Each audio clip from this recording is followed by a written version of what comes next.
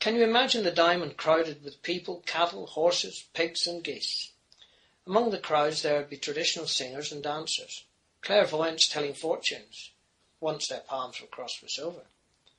There would be stall holders shouting over the noise, selling yellow man, delf, that's China to you and me, knitwear, second-hand clothes, rope for farmers and lots more. The pubs would be full of dealers and farmers doing business in their little private snugs. Ever since it was built in the late 1700s, this space has been the home of Ballycastle's fairs and markets, including the world-famous Old Lammas Fair, which was first documented in 1606. On the last Monday and Tuesday of August, people from all over the world would gather here for one of the oldest fairs in Ireland. This dates back to the Celtic festival of Lunasa. These days there are always representatives from Ireland's two other ancient fairs, the Puck Fair and the Ballycastle Horse Fair, who come here to the Old Lammas Fair. It's time for keeping old traditions alive, meeting old friends, and even today celebrating the harvest.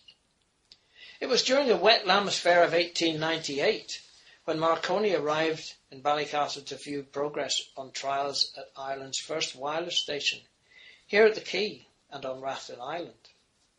Marconi's men had established one of the world's earliest commercial wireless stations here, for Lloyd's of London.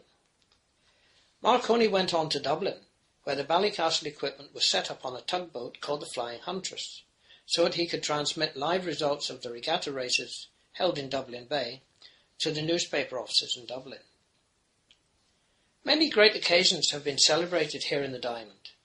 In 1937, it was full of people celebrating the coronation of King George VI, when it was a sea of hats and bunting, with horses and carts dressed over all. One of Ballycastle's sons was in the Royal Air Force Honour Guard at Westminster Abbey.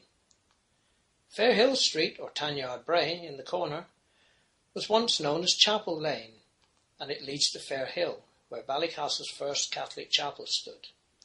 Behind it, there was the gasworks that operated for a few years.